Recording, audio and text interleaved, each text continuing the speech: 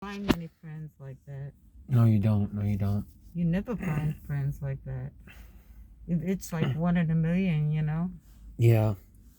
And, but You said so. She wrote a song for Tata, she for she my grandfather. she wrote a yeah. She wrote. Oh, she loved him dearly. She loved him dearly.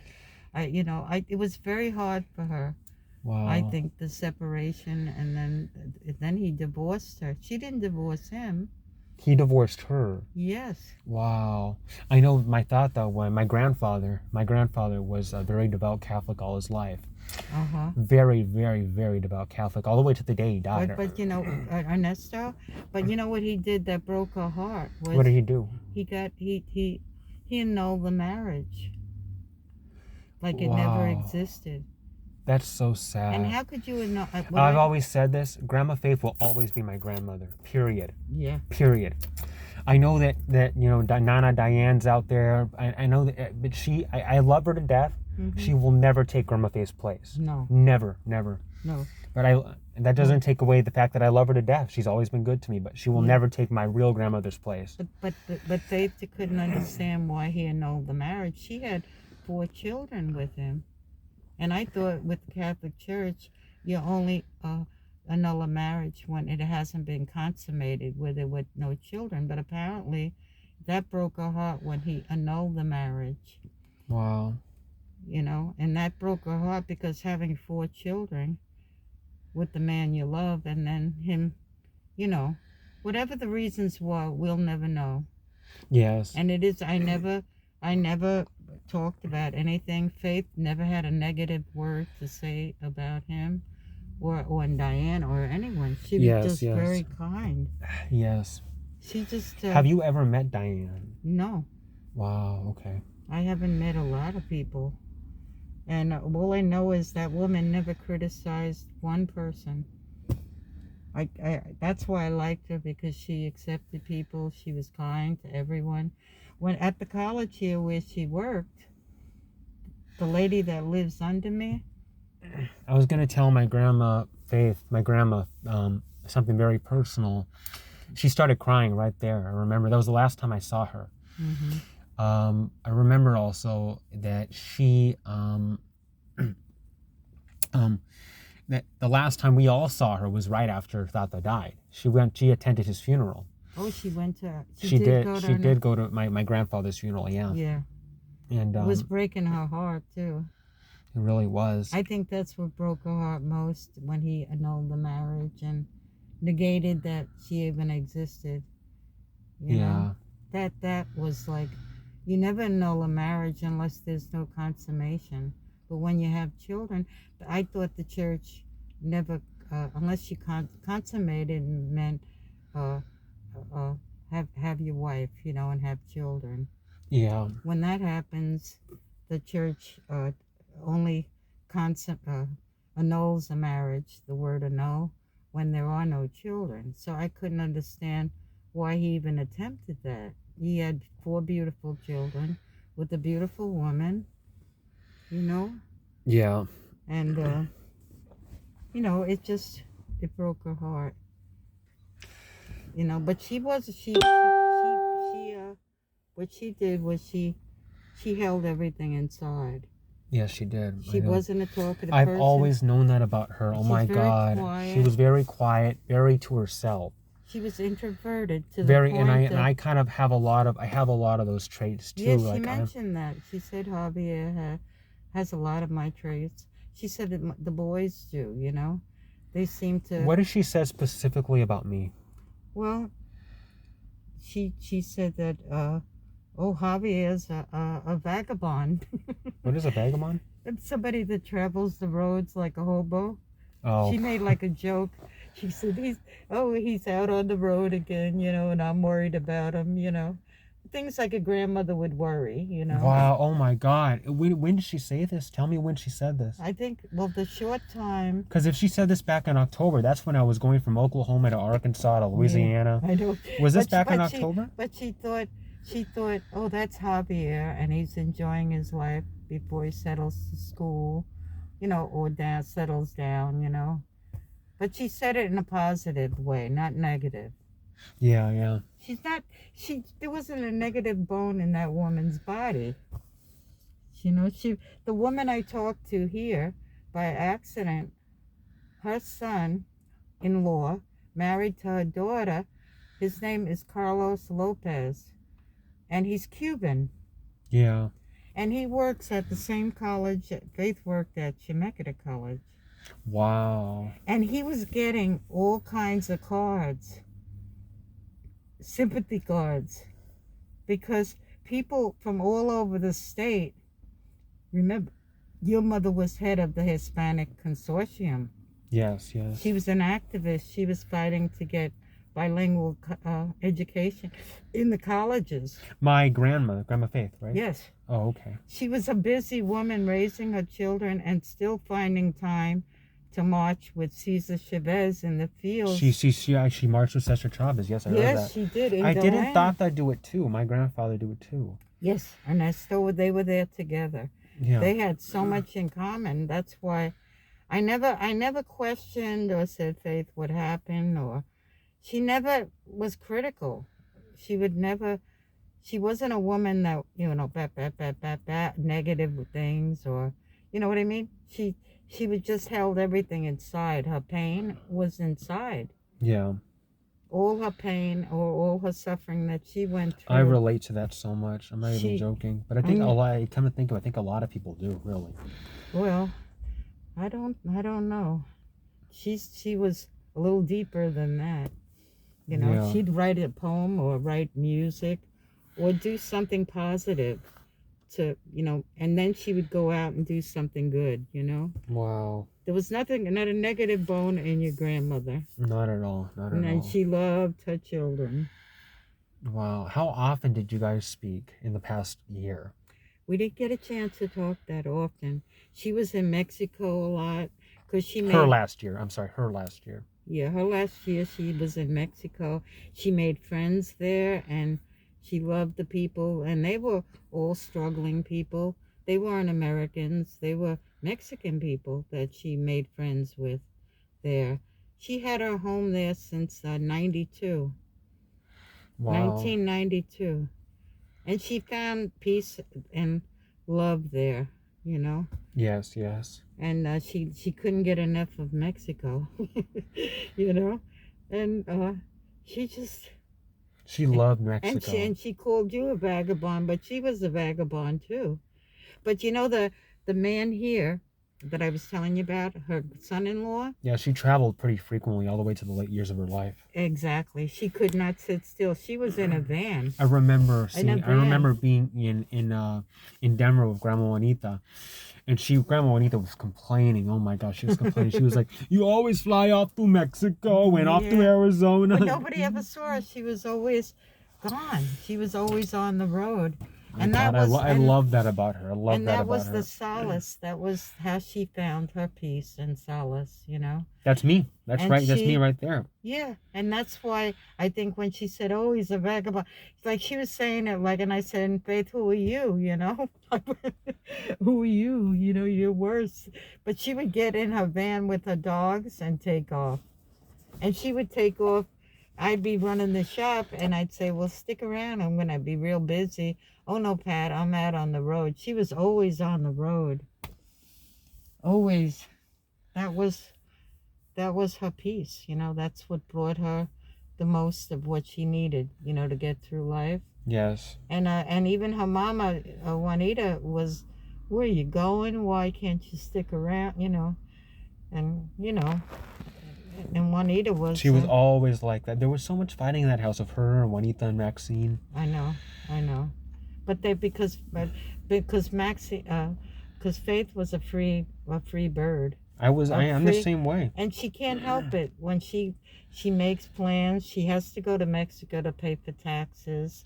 And, when you have a place and you're not a Mexican citizen. Yeah.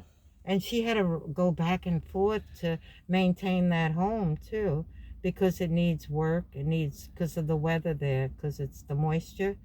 You have to fix the pool and paint the walls and, And if nobody's living in it, it gets all mildew inside. You have to have heat, and somebody has to be present there to live in it. Yes. Yeah, I mean, you leave any house abandoned, it's gonna look really bad. Wow. And that's every house, even in America. Yes. But Faith was, she was a very special person. Beyond special. She struggled, and she had the surgery for the mitral valve in 2013. I remember that when 2014, I thought. Yeah, 2014 April. That's when she got the cow valve. Yes. Because that's when Grandma Juanita was still alive when that happened. Yeah, and I went to the house in Denver, took care of her, took care of Juanita, because Juanita had fallen and broke a hip, and she said, "Oh, Pat, you gotta come." We were good, the best of friends. Yeah. There isn't anything she wouldn't have done for me. I mean, I ran her businesses. I ran all those years. I was the only one there. Yeah. And I talked her into opening the stores, right? I said, "Why don't you get an education and become an entrepreneur?" Yeah. And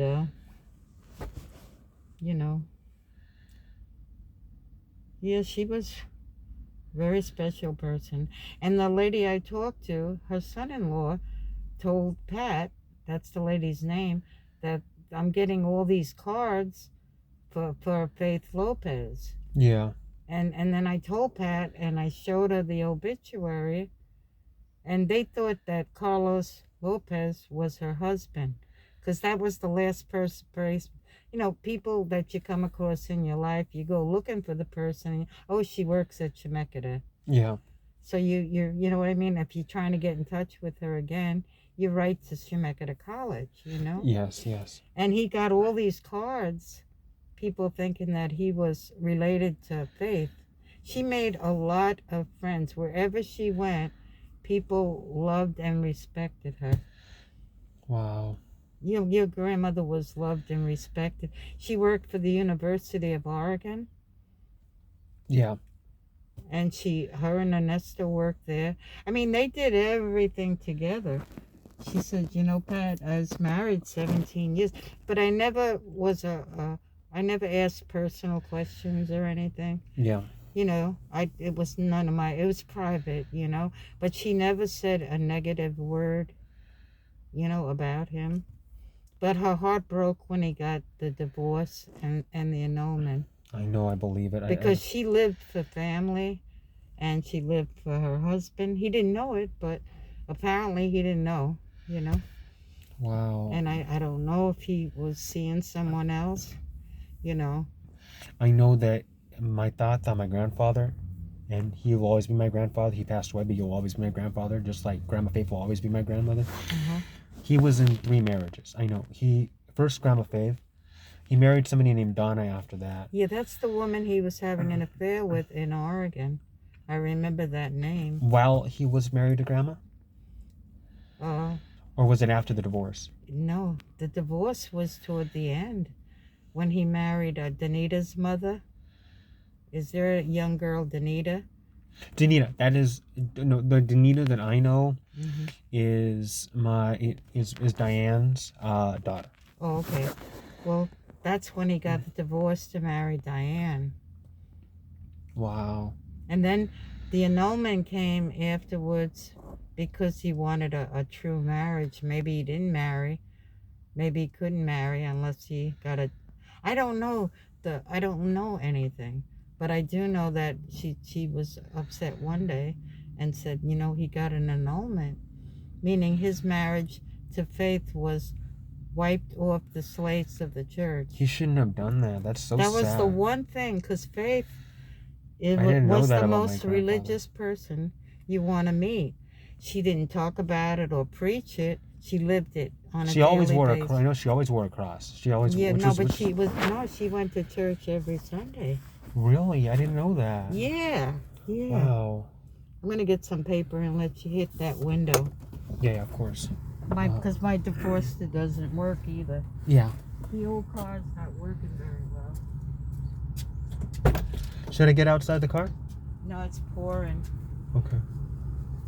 But accounts of making false statements to the FBI. that was a He great was interviewed grandmother. several times by the She FBI really in was. She 2017 took everything as agents were trying to serious and she corroborate loved all the information children. in the Steele dossier. Now, Unconditionally, no according to the indictment, conditions at all. Danchenko lied to Yeah. the FBI in those interviews, and he lied about a number Wow. of things. Prosecutors Tell me say, about her he faith in lied about his God. contacts And with a faith public in God relations was executive who solid. had Her long-standing and ties God to were the like Democratic this. Party She and would to go. the Clintons in There's a particular. monastery not Prosecutors say far from here, Danchenko about 45 completely minutes. fabricated Yes. the phone calls that And, agents he received from the president of the she Russian would go American up Chamber there of and Commerce, spend a who week or provided a two tip about a and purported help the conspiracy monks. between Trump It and was Russia.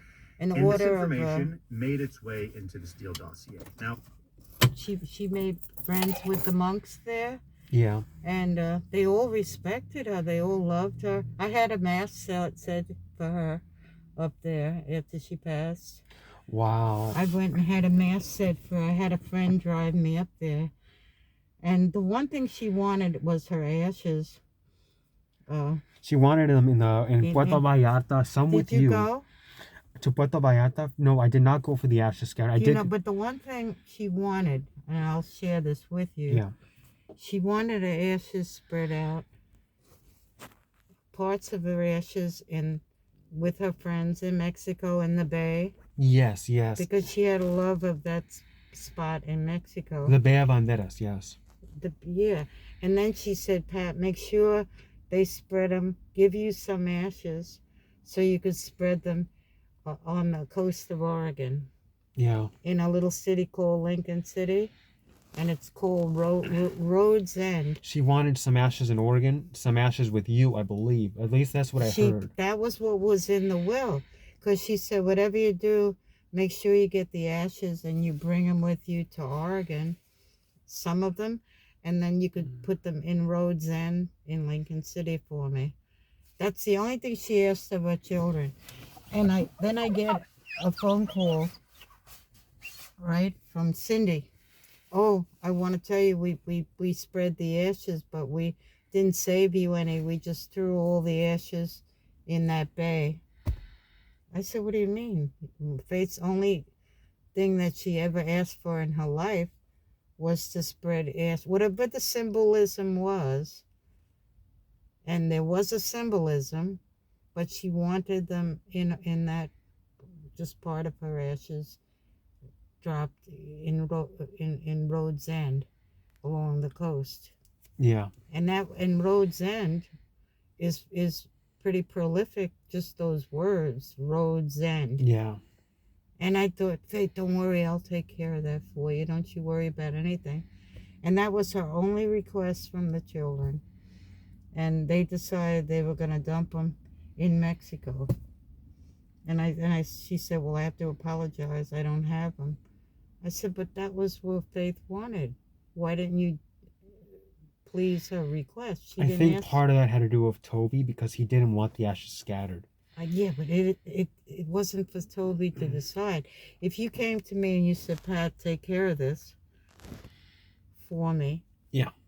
And that was your dying words to me. Why couldn't I do as you wanted? She never asked for nothing in her whole life. She was one with God. It isn't for Toby to decide anything. When you confront God, he has to confront you. The most precious gift you could give your mother is to do her wishes. Yes, yes. He judges everyone, not us. And You're saying God judges everyone. And if God's not going to judge Faith, they have their own symbiotic relationship, and it isn't for us to question anything. Wow. She had a strong relationship with God and a strong prayer life, right? Oh, and she lived it in such a quiet way, no preaching, no nothing. Just the way she gave of herself to people, the way she gave of herself to her family. It was always respect and belief in her children, her grandchildren. The woman was a saint as far as I'm concerned. Wow. And I don't say that, putting her on a pedestal. It was the truth. Yeah. It was the God's honest truth. I've never seen, and she quietly meditated. Everything she did was no big deal. Everything she did was quiet, you know, and I could remember a couple, we were going down State Street with 4 children, Yeah. and it's the Ruiz family, Sylvia and Sergio. And we didn't know the people, but they were standing waiting for the bus. Yeah. What she did was pick them up and take them, because it was raining and cold, to go get some coats for the children and themselves. Yeah. She didn't even know them. Then she proceeded to help them find a house to live in. And she got them into the St. Francis shelter, where they would be out of the rain in a warm place until Sergio could find work. Yeah. And then they got work at the cannery. And then they wanted to buy a home rather than pay the rent. And she helped them buy a home on 16th Street over by Tokyo University. There's a Japanese university not far from town. Yeah.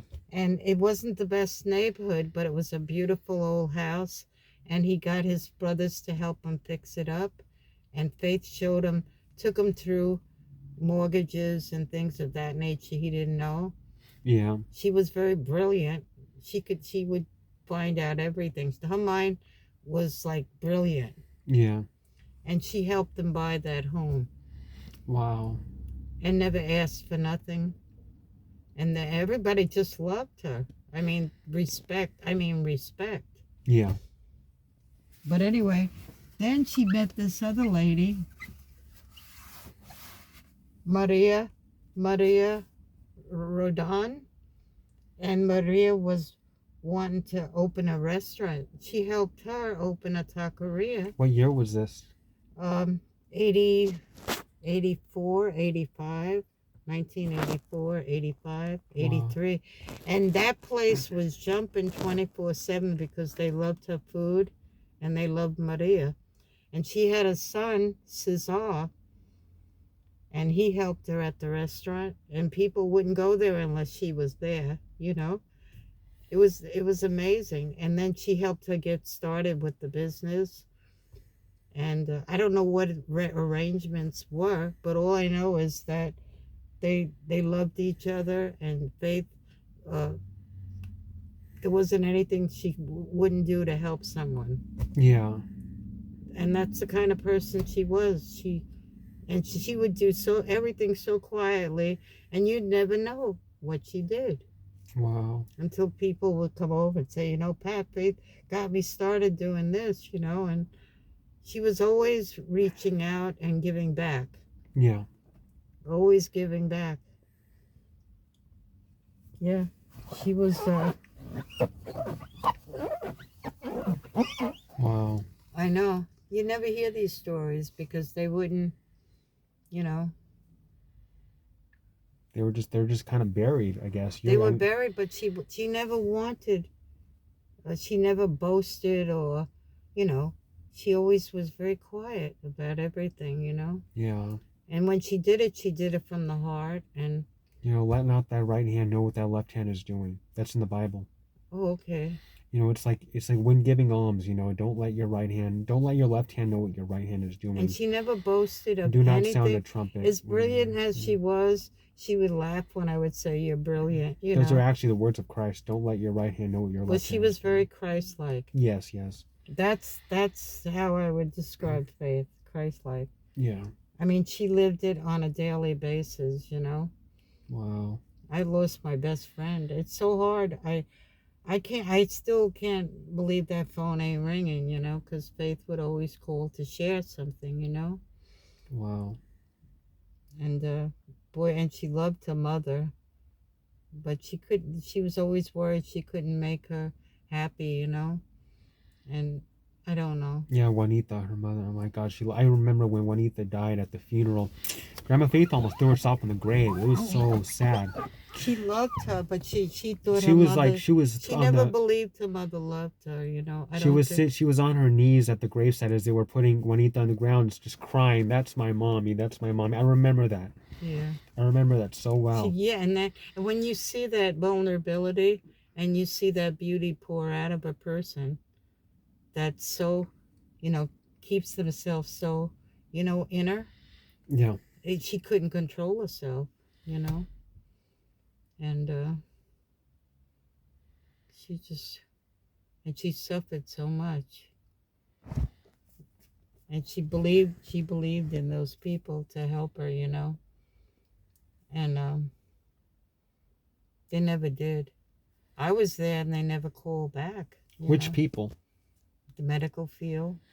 Oh my God, there was. And I wanted to tell the family to please come and help her, and make some decisions for her and fight for her. Yeah. Because she didn't have any more fighting. She had no more energy left.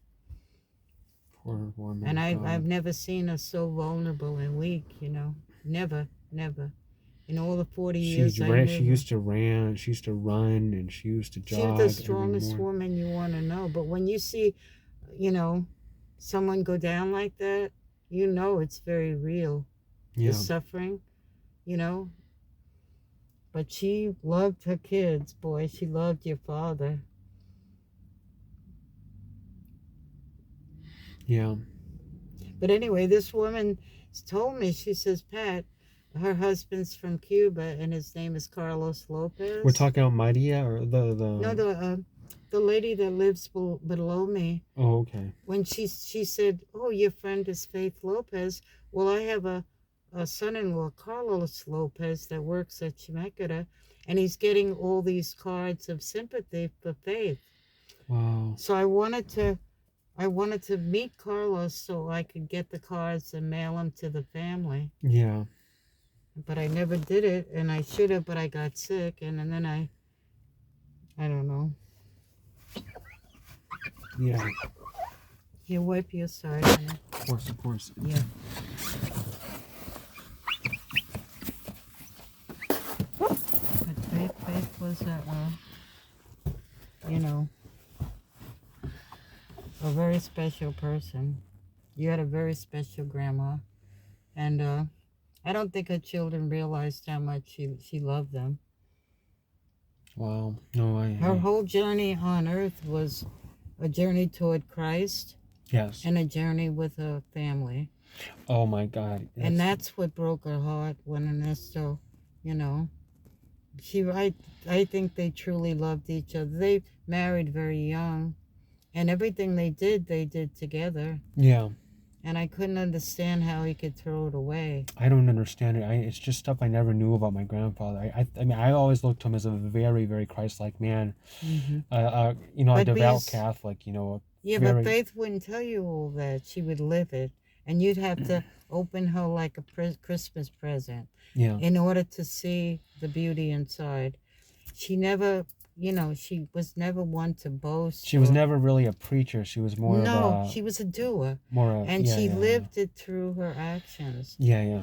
But the intimacy that she had with her loved one, Ernesto, I don't know what happened. But I think it really took a lot out of her. And I think right till the end, she couldn't understand why he would annul the marriage. Like it never existed. I don't understand it either. And pick on these other women that couldn't even compare to your grandmother. They can't even come this close. And I'm telling you, because I've been around the block as a kid and as an adult, and I got to tell you, your grandmother was the most special person I have ever met. I've never met someone that had so much love for her religious beliefs, and her children and her family, and the earth around her, and just complete strangers. She would, and she didn't do it to boast or to talk about it. She did things so quiet. People came to me to tell me. I didn't even hear it from Faith. Oh my God! And I was her closest friend. Yeah. She never boasted. No. No, she was just a very special, gifted, loving person. Wow. And yeah, she didn't want to leave her children or her grandchildren. Her family meant everything to her. Tell me about her faith in Christ. Her faith in Christ was lived. I mean, she all her poetry was Christ-like. You've got to read it. I think your aunt, is that your Auntie Gina? Yeah. Auntie Gina?